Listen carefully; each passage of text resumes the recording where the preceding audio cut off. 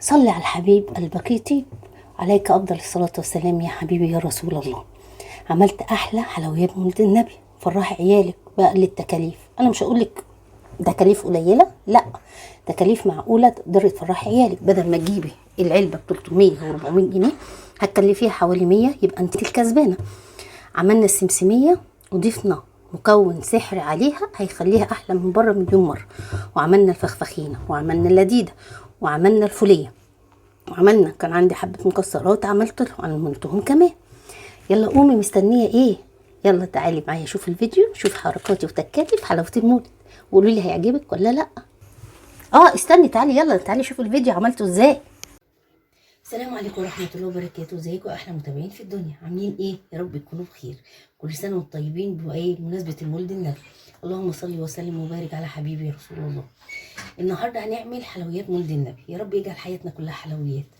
بصوا بقى، مقاديرنا ثابته في كل نوع مكسرات هنعمله، سواء السوداني او السمسم او المكسرات بندق لوز او الحمص. المكونات الثابته اللي هي ايه؟ كوبايه سكر، معلقتين جلوكوز، عصره ليمونه، ورد او ماء زهر، او مش عايزه تحطيه ما تحطوش. عايزه تستغني عن الجلوكوز ما فيهوش مشكله خالص، ماشي. انا جايباه هنا سوداني متحمص نص تحميصه، هحطه على النار يتحمص. الحاجات اللي احنا بنعملها دي تكون سخنه، يعني مش حتى لو جايباه متحمص لازم تسخنيه على النار.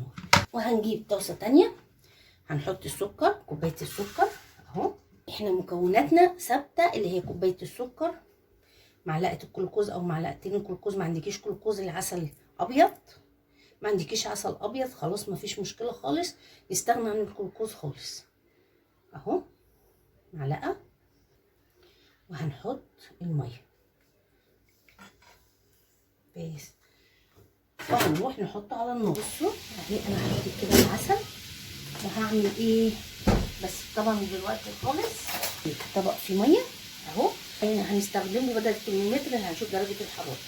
انا مش هاجي جنبه خالص غير لما يغلي هقلبه. الناحيه التانيه انا بحمص ايه؟ السوداني. فبصوا بالراحه ابدا ايه ادوبه بس، ونعصر عليه نص ليمونه. ده بدل ملح الليمون، لو عندك ملح ليمون حطي سنه ملح ليمون، ما عندكيش ملح ليمون يبقى ايه؟ نص الليمونه دي كفايه اهو كده اهو.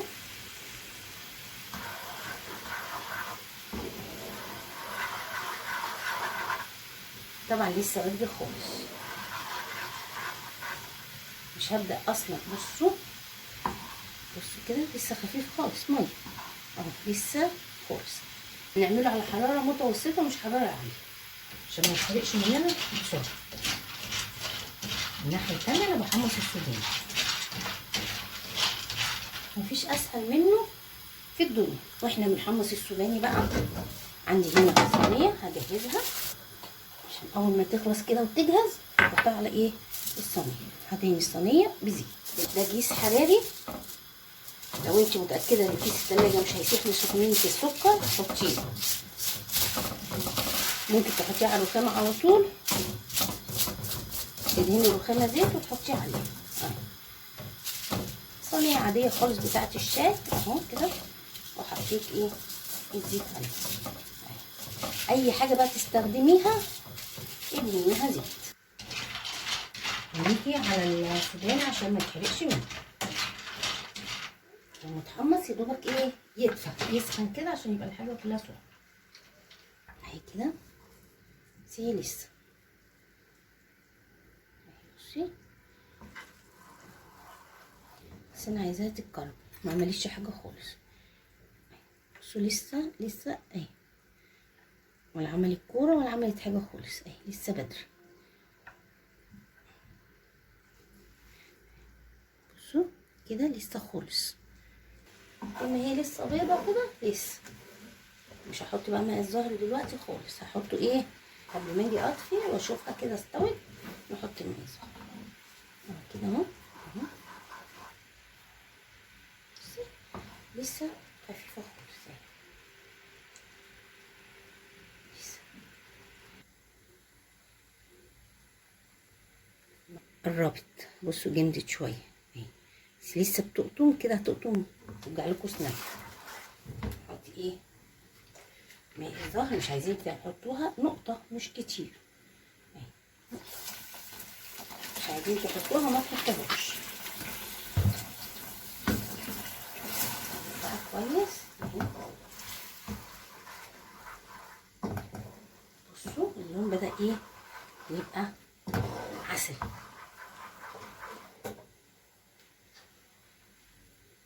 كده. بصوا نشفت خالص بس لسه بتمط، ما بتقطمش، انا عايزاها تقطم كده. بصوا عامله زي الازاز اهي. بصوا لسه شويه سنه تاني وخلاص.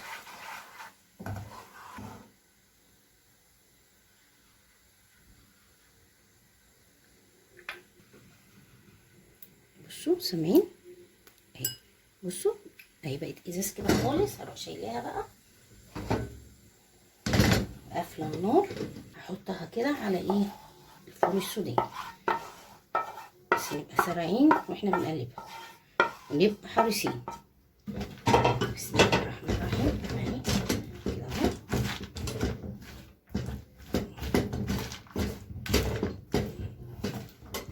شايفين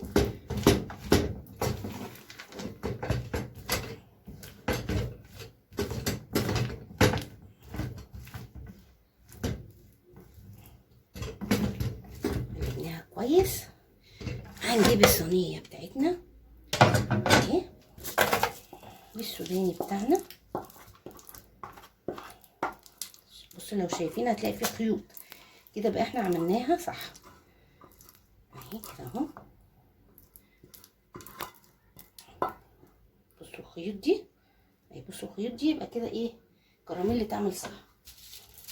في الوقت ده بقى بسرعه بسرعه، هو اتحمص مني شويه بس انتوا خلوا بالكم، اوعي تمدي ايديكي في الفتره دي خالص. اي حاجه هنحطها ندهنها زيت.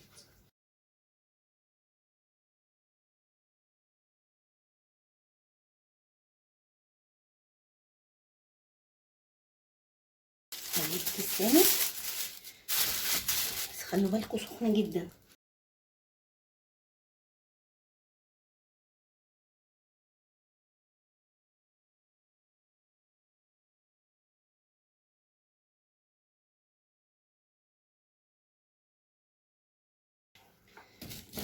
عندنا دي نعملها فيها برضو اهي كده.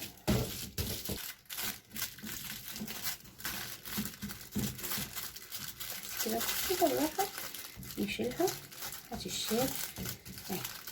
خلينا بالراحه، احنا مش شيفات، احنا في بيوتنا بنعمل نغلط عادي يعني اهي، بس هتطلع الحاجه زي العسل من ايدك وعيالك هيحبوها اهي. الحاله دي حلوه قوي بدل السكين كده اهو.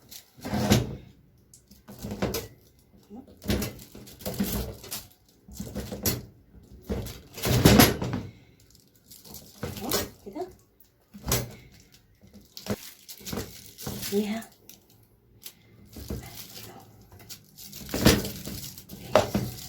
هنسيبها بقى تبرد.